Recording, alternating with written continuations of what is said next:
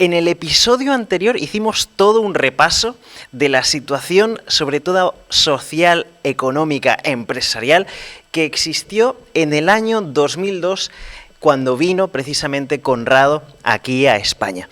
Por aquella época, para que os hagáis una idea, bueno, se invertía y se trabajaba en todo lo que se tuviera que ver con el ladrillo, es decir, con la construcción. Estamos hablando de lo que es la burbuja o el boom inmobiliario. En aquella época, hablar de burbuja animalera o lo que tuviera que tener que ver a nivel comercial con el mundo de nuestros animales de compañía no era algo que se tratara de normal. Y en medio de toda esa situación nos planteamos una pregunta. Conrado, aquí que te tengo aquí al lado, vamos a recordar esa pregunta y la vamos a intentar responder. ¿Cómo se transforma o cambias la psicoterapia, porque recordemos, era tu sueño, a dedicarte a la alimentación elaborada en pellets prensados en frío? Por supuesto, todo esto respondiendo a la pregunta que nos hizo en su momento Antonio, de Málaga.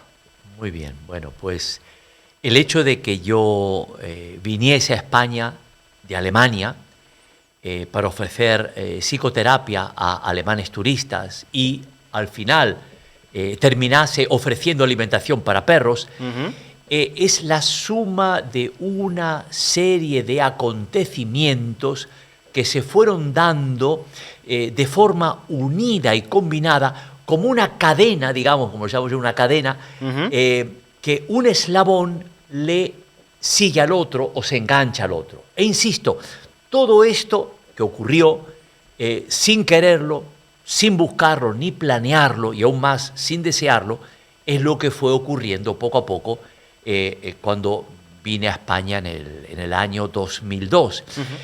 ¿Para qué os voy a engañar? Es lo que ocurrió. Pero vamos a ir poco a poco metiéndonos en esta historia y os voy a explicar cómo es posible que una persona que viene con un proyecto de psicoterapia termina ofreciendo alimentos para perros. Correcto. Un poco sí, un poco, vamos, paradójico, ¿no? Paradójico o nada que ver una cosa raro, con la otra. sí. De hecho, Conrado, sí que me gusta el ejemplo que has dado, que es que toda esta transformación se fue realizando como una cadena a la que un eslabón le sigue al otro, pero todos al final unidos. Por ejemplo, ¿qué situaciones o hechos, por seguir con esta misma línea, se fueron convirtiendo en eslabones de esta cadena, que todo parecía una coincidencia? Bueno, hablando del ejemplo que doy, ¿no? Es de los eslabones. Creo que de tu parte es una muy buena pregunta y la puedo explicar en formato, como dije, para hacerlo, ¿cómo te puedo decir? Para hacerlo más entendible a la gente, es en formato cadena. Cadena porque, es decir, una cadena tiene eslabones y un eslabón le va siguiendo al otro. Entonces, diría yo así, que el primer eslabón de esta historia es que el Instituto de Psicología de Alemania, con el que yo había hecho mis estudios, aceptaron enviarme a España como representante para crear aquí, para fundar aquí, como una sucursal y consulta psicoterapéutica. Eso fue el primer eslabón, digamos, positivo, que no hubo ningún tipo de pegas ni problemas. El segundo eslabón es que un amigo alemán, casualmente en uno de estos cursos que estaba haciendo allí en Alemania, era más bien como un máster, un amigo alemán que estaba allí sentado conmigo, cuando escuchó que había este proyecto de que yo viniese a Alemania a crear como una sucursal, perdón, a España, gracias, a España a crear una sucursal de este instituto psicoterapéutico alemán, me dijo, mira, casualmente, en Parcén, en el pueblo de Parcén, provincia de Alicante, a unos 15 kilómetros de Denia, tengo una casita en la montaña y que te la dejo gratis para que tú tengas un techo mientras comienzas a darle forma a este proyecto de fundar en la Costa Blanca un instituto de psicoterapia para alemanes residentes y turistas. Esto ocurrió en el año 2002, a fines del 2002. Y a partir de ese momento, entonces comencé a hacer viajes a España, va y viene y mira y hace y todo, a empezar a prepararlo todo, ¿no? Entonces, ese fue el segundo eslabón, el tener una persona que me deja ya un techo gratis. Pues, o sea, por eso digo que fueron coincidencias que se fueron dando de una manera un poco misteriosa, pero que coincidían, pues ¿no? sí. Y a nivel positivo. El tercer eslabón, te podría decir que fue la soledad. La soledad. La soledad que encontré en esa casita en las montañas de Parcet. Esa soledad me inspiró, me hizo pensar, como buen animalero que fui de toda la vida, a buscar un perro. Compartir mi vida con un ser vivo, porque ahí estaba realmente tan solo, ahí en la montaña. De repente, ¿sabes qué? Vivir en esa soledad fue un cambio muy extremo, porque piensa que yo venía de una gran ciudad alemana, llena de gente, y de repente me encuentro solo y en medio de una montaña, con el canto de los pájaros, en un lugar nuevo, pues y sí, desconocido para mí, que era muy lindo, que era muy hermoso. Pero todo esto ocurrió que en mi deseo, y ahí viene el cuarto eslabón, en mi deseo de encontrar un perro, surge el cuarto eslabón, que fue, por supuesto, el encontrar una perra, pastor alemán, que tenía 2 años y algo, que se llamaba Lara. Lara es la palabra central de toda, es la columna de toda esta historia. La encontré en un anuncio, en un periódico alemán de la Costa Blanca Nachrichten, porque todavía no existía buscar perros para adoptar por internet, no había todavía esto, no estábamos tan allá, ¿no? Pero aquí digo una cosa, atención, Lara fue, diría yo, la perra perfecta para que se cumpla toda esta historia, para que se cumpla, porque ahora iremos poco a poco entendiendo. Porque si hubiera encontrado una perra completamente sana y sin ningún tipo de problemas, pues esta historia hubiera sido muy diferente y quizás no hubiera existido. No hubiera habido más cadena. No, exactamente. Curioso. El quinto eslabón fue la perfecta aceptación mutua que encontré entre Lara y yo a primera vista. Fue increíble. Cuando me la presentaron, por primera vez me la trajeron a la autopista, a la entrada de la autopista de Denia, ¿no? Ahí me fue el punto de encuentro, la trajeron en una furgoneta y parecía que me había conocido de siempre la perra, porque cuando la bajaron de la furgona, se me vino a mí y todo. Y la persona que me la trajo se quedó asombrada porque me dijo que a otras personas que estuvieron interesadas en Lara no la cogieron porque les gruñó y le mostró los dientes. Pero conmigo imagínate. De eso nada de nada, moviendo la cola con una alegría, como diciendo, llévame, soy tuya, eres tú la persona, tengo un plan para ti y para miles de perros en España. Porque es así, esa perra cambió la vida de miles de perros en España. Se había creado prácticamente una unión espontánea y diría yo inseparable entre mí y Lara. Fue una cosa, como llamaríamos a nivel humano, amor a primera vista, ¿no? Fíjate. Sí. Y el sexto eslabón, podríamos decir, que fue que descubro que Lara era una perra enferma y que sufría de diarreas crónicas.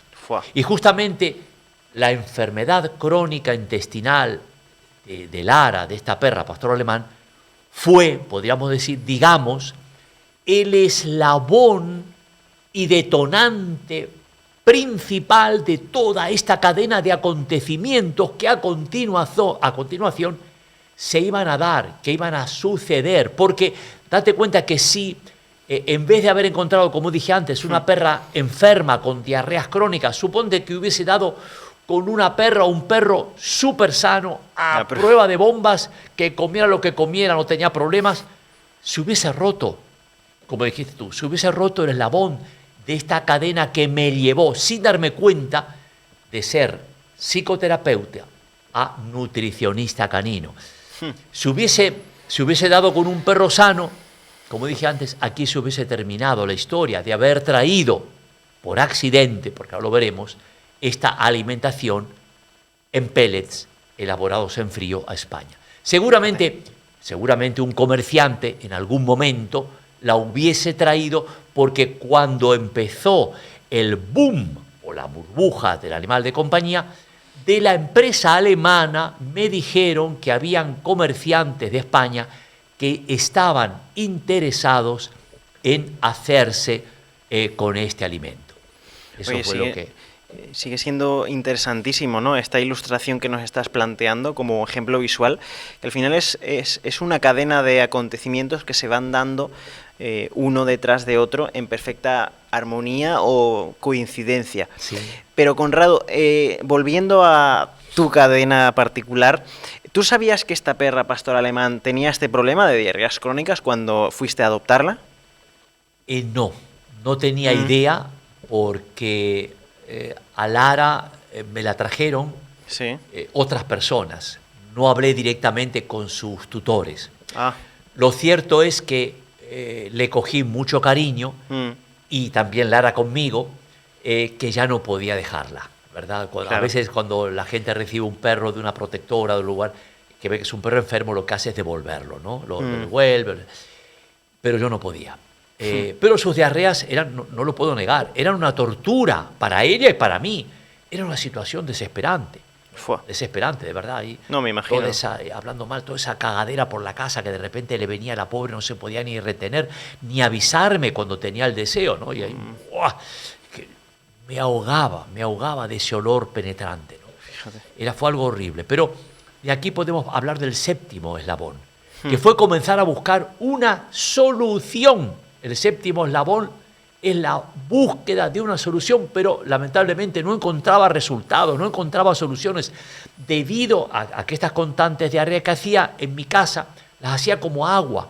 Y entonces empecé a llevarla a diferentes veterinarios, buscando que me den una solución al problema, pero no encontraba una solución. O quizás me daban una solución por un momento, parecía que se había curado, que habían dado en el clavo con el medicamento, la cortisona o con lo que sea, pero a los 5 o 6 días volvía a recaer con sus diarreas. Los veterinarios le daban medicamentos, piensos medicinales, me hicieron probar de todo, y fíjate que probé incluso, en aquel entonces no existía, pero probé incluso la dieta que hoy se ha puesto de moda, que es la de darle carne cruda a los perros, y lo que conseguí fue combinarla peor, empeorar aún más la situación, porque al estar tan débil, Claro. tratada con antibióticos y cortisona, no tenía un buen sistema inmunológico para resistir la carga bacteriana, que por naturaleza lo tiene la carne cruda, y le dio salmonelosis. Toma ya. Toma esa. Y entonces se complicó aún más la situación, me bajaba de peso, quedándose casi un esqueleto. Estuvo a punto de morir, o sea, una situación realmente amarga de ver que no había solución, que nada le daba una solución. Los veterinarios me daban diferentes diagnósticos, entonces realmente vivía en una desesperación, y este estado de desesperación, de verme al límite, de sentirme frustrado casi al punto, como se dice, de tirar la toalla, y al llegar a tocar fondo, fue para mí muy triste y muy deprimente, y jamás me podía imaginar que esta situación negativa de enfermedad con olor a muerte, nos llevaría a Lara y a mí a cambiar completamente nuestras vidas a nivel emocional, a nivel espiritual, social y financiero. Fíjate. Y sin buscarlo ni planearlo. Y además, se ha dicho de paso, que yendo a los veterinarios, para aquí, para allá, que estaba recién llegado de Alemania y no tenía dinero para estar pagando todos estos gastos veterinarios. Wow. Me estaba gastando mis pequeñas reservas con las que vine de Alemania. Pero el amor por Lara no me dejaba, lo que se dice, tirar la toalla. Tirar la toalla. No me dejaba. O sea que, resumiendo, tú vienes a España, te encuentras con una situación de gran soledad.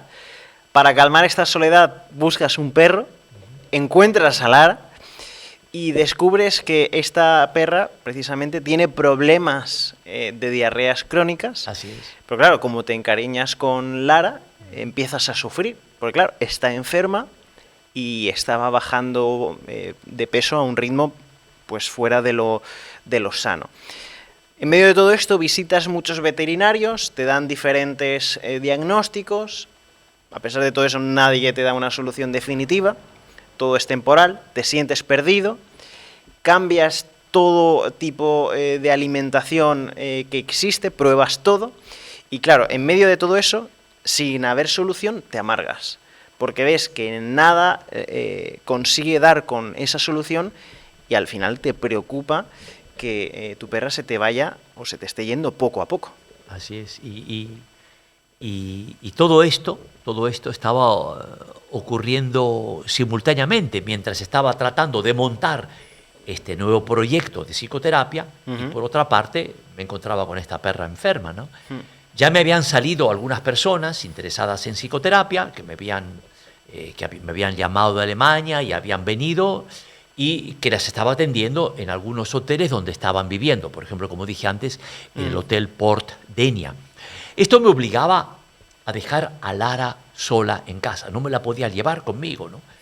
Estaba realmente preocupado. O sea, era una situación que para mí no era nada agradable. Estaba solo. No podía decirle a nadie que la cuidara. No conocía a nadie. Estaba recién llegado. Muchas veces, cuando volvía a mi casita de campo, ahí en Parcén, después de 6, 7 horas de ausencia, te aseguro que venía temblando con el corazón en la boca, de verdad, porque no sabía lo que me iba a encontrar, o si me la iba a encontrar incluso muerta. Era lo que yo pensaba, ¿no? Pero era todo lo contrario. Cuando llegaba, ¿para qué te voy a contar?